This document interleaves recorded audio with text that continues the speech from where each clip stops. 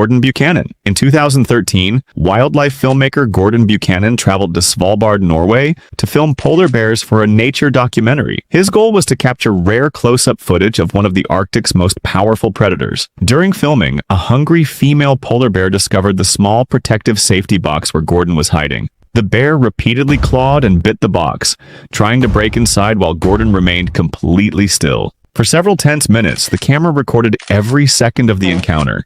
Eventually, the bear lost interest and walked away. Gordon escaped without serious injuries, and the footage became one of the most unforgettable wildlife moments ever filmed. Paul Rosolie, in 2014, conservationist and filmmaker Paul Rosolie traveled deep into the Amazon rainforest to document one of the world's largest snakes, the green anaconda. Wearing a specially designed protective suit, he attempted an extremely close encounter to demonstrate the snake's incredible strength. As filming began, the giant anaconda wrapped itself tightly around his body and continued squeezing with tremendous force. The pressure quickly became dangerous, and Paul signaled his safety team for immediate help. The crew rushed in and carefully freed him, before he suffered life-threatening injuries. Paul survived the encounter, and the documentary sparked worldwide discussion about the risks of wildlife filmmaking, one of the most unforgettable wildlife moments ever filmed.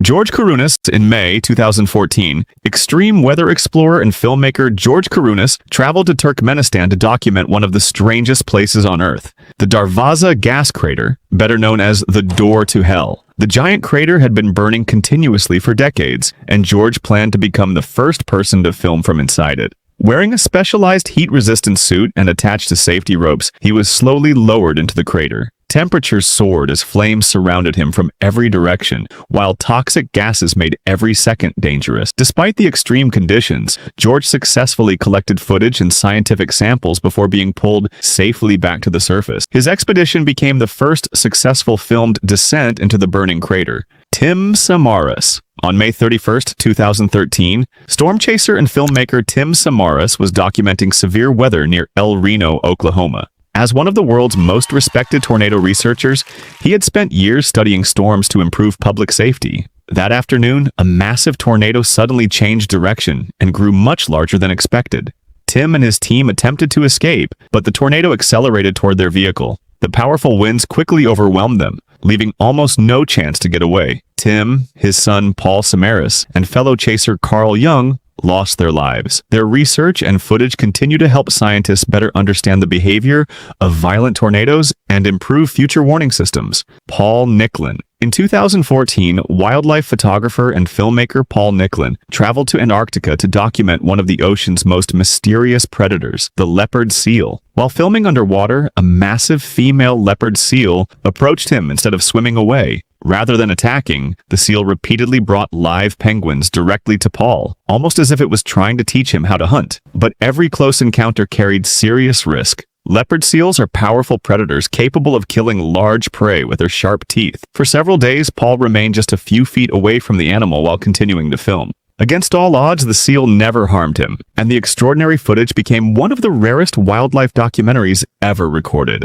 Jimmy Chin. On October 17, 2006, professional climber and filmmaker Jimmy Chin was skiing with his team in Wyoming's Teton Range when disaster struck. As they crossed a steep mountainside, the snow suddenly collapsed beneath them, triggering a massive avalanche. Jimmy was swept hundreds of feet downhill, along with tons of snow and ice. During the violent ride, he lost much of his equipment and narrowly avoided crashing into rocks and trees. When the avalanche finally stopped, Jimmy somehow managed to dig himself out alive with only minor injuries. Instead of ending his career, the experience made him even more committed to documenting the world's most dangerous mountain expeditions, including the Academy Award-winning documentary Free Solo. Renan Ozturk. In 2011, climber and filmmaker Renan Ozturk joined an expedition to Pakistan's Kourounis Mountains to film the legendary Meru climbing team. Just months earlier, Renan had survived a serious skiing accident that left him with a fractured skull and multiple broken bones. Many believed his climbing career was over. Despite the injuries, he returned to high-altitude filming in one of the world's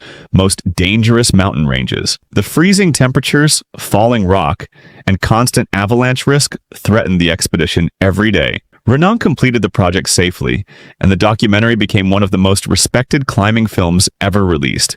Brent Stirton. In 2017, photojournalist Brent Stirton traveled to Virunga National Park in the Democratic Republic of the Congo to document endangered mountain gorillas and the rangers protecting them. The region was controlled by armed rebel groups, making every assignment extremely dangerous. While photographing the rangers on patrol, Brent worked in areas where gunfire and ambushes were constant threats. Despite the risks, he continued documenting wildlife conservation and illegal poaching. He returned safely with photographs that brought worldwide attention to the sacrifices made by conservation teams working in conflict zones.